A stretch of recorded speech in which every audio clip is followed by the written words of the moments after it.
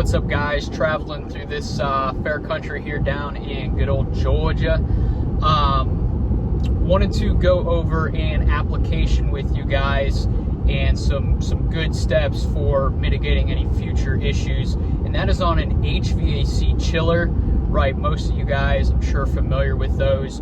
You have your sheets there, all your tubes going into it, and your face there on the chiller, where all that water goes through. You have a lot of buildup, a lot of corrosion there, especially when your water treatment and water conductivities maybe fall out of whack, which does happen. That's not necessarily anything critically wrong, but it does happen, right? And so when we're talking about HVAC chillers, one of the big things here is that you do have a difference in temperature, and that difference can cause issues where you have cold walls and things like that, which can cause failures, and also, just like I said, the corrosion. And so what we implement is, in most cases, 2 steps.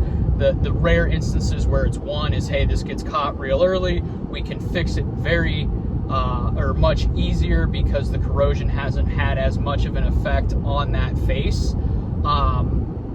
But the 2 steps are this: when you, aside from all the preliminary work, which is decontamination, abrasive blast to your NACE 1, your NACE 2, your NACE 3, whatever that calls for, and then get your anchor profile. So once you're done with that, the first step that we always say is to use some sort of trowel grade or thicker consistency material. Some call it a paste, some call it a putty.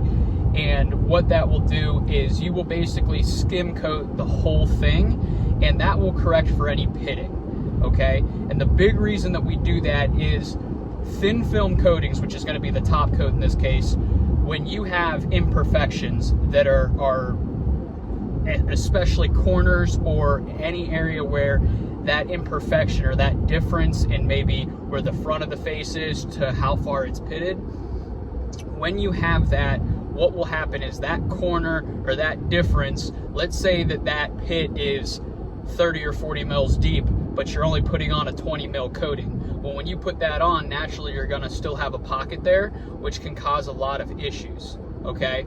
And so what our goal with the paste is, the trowelable, the paste, the putty, again, whatever you wanna call it, our goal with that is that can do all of your pit filling, your pit correction, any surface imperfections. If you had some erosion in there, not necessarily pitting, but erosion, where you had some natural like undulations or anything like that within the substrate, that material will fix that and smooth it back out. Think about like when you're doing drywall, right?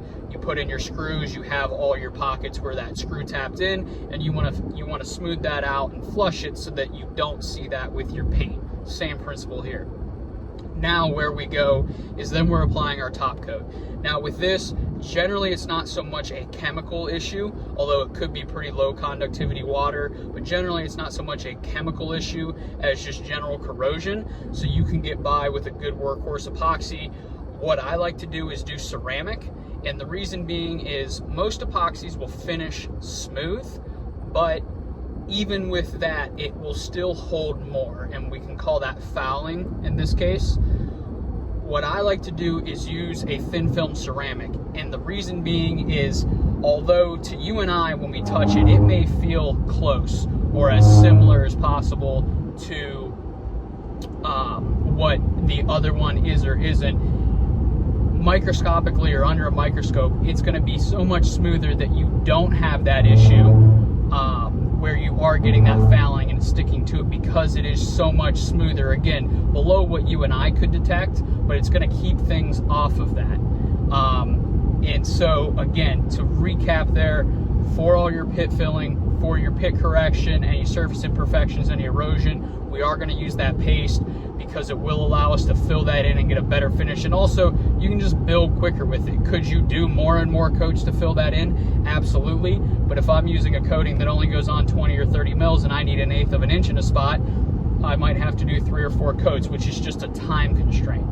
Whereas with the paste, we can do it much more much quicker than what we could with the thin film system. And then again, we're top coating with anything that is, generally speaking, chemically resistant, thermally stable for what system it is you're trying to do, as well as has good surface finish for anti-fouling properties. Again, I like ceramic for that instance, but anything will do as far as just general erosion control or anything going through that. If you do have some solids, sometimes those systems will get some solids in it just throughout the process on one side or the other, and you'll have some issues.